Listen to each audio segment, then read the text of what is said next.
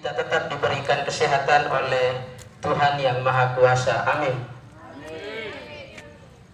Yang saya hormati Bapak Ibu guru dan pegawai, yang Pak Guru banggakan peserta didik kelas 7, kelas 8 dan kelas 9. Singkatnya peserta apel pada pagi hari ini. Hari ini hari kedua dalam pekan ini kita melaksanakan pembelajaran.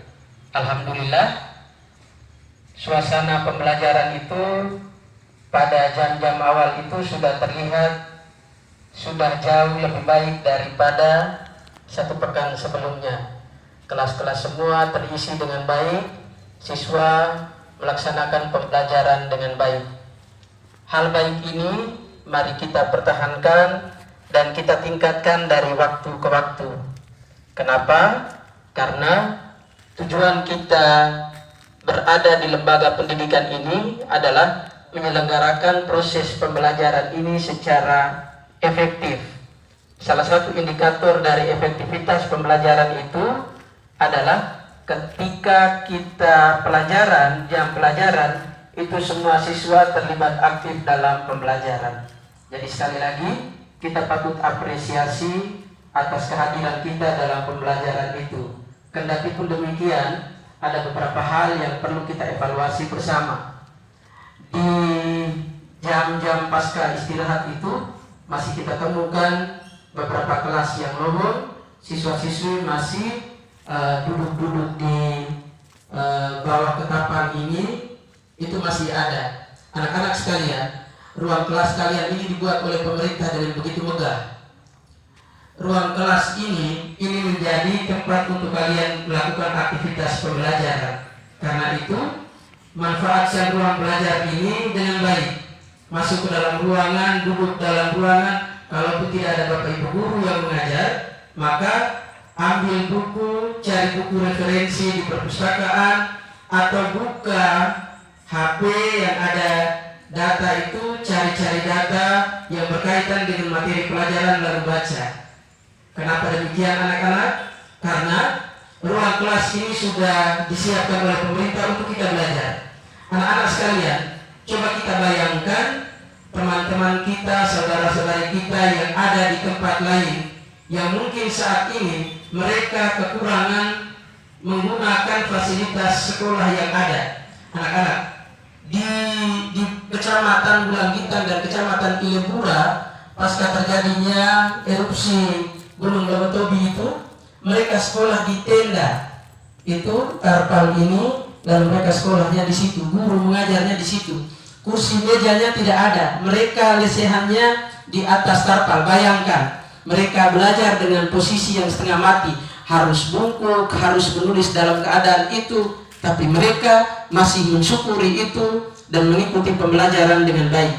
Nah, kita ruangan sudah ada, ini anak, mari kita manfaatkan dengan baik. Mari kita gunakan dengan semaksimal mungkin. Ada sekolah di Kecamatan Adonara Barat yang ada di pelosok itu, ada satu SMK yang bangunannya itu masih menggunakan dinding dari bambu, gedek bambu itu, kedeka. Itu masih ada. Tetapi mereka mensyukuri itu, menggunakan itu dengan baik.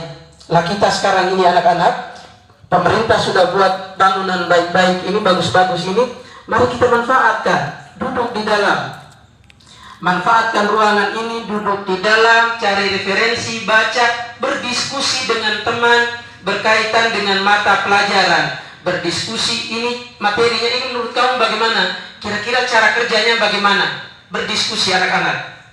Karena dengan begitu kalian sedang mensyukuri nikmat yang Tuhan berikan.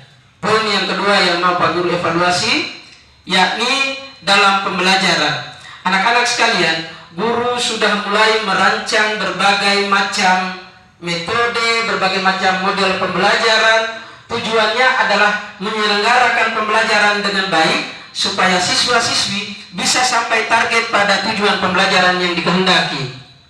Kalau seluruh proses ini anak-anak kalian ikuti dengan baik, maka akan banyak manfaat yang kalian dapatkan. Pak Guru ambil contoh di mata pelajaran tertentu yang menggunakan metode wawancara. Wawancara itu anak ada banyak manfaat. Pertama, kalian bisa dapat ilmu dari narasumber langsung. Ketika kalian bertanya kepada narasumber, narasumber itu langsung memberikan informasi, dan tanpa sadar kalian sedang belajar di situ. Oh iya, kalian mencatat, beliau ngomong kalian mencatat. Itu informasi yang baru yang kalian temukan.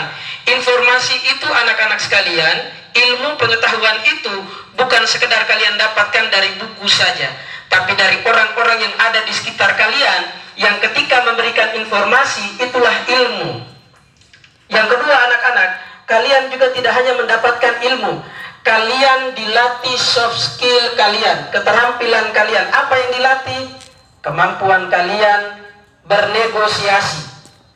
Misalnya begini, ada siswa yang Pak Guru minta untuk mewawancarai tokoh, tapi sampai 3 kali juga tokoh itu tidak ketemu.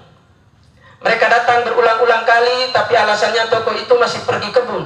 Anak, di sini kalian sedang dilatih untuk bisa memecahkan masalah.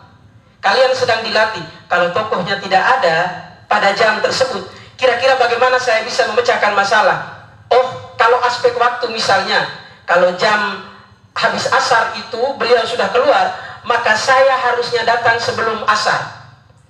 Oh, kalau narasumber ini jam sekian itu sampai jam sekian beliau tidak bisa, saya ganti narasumbernya. Bagaimana kita melakukan negosiasi?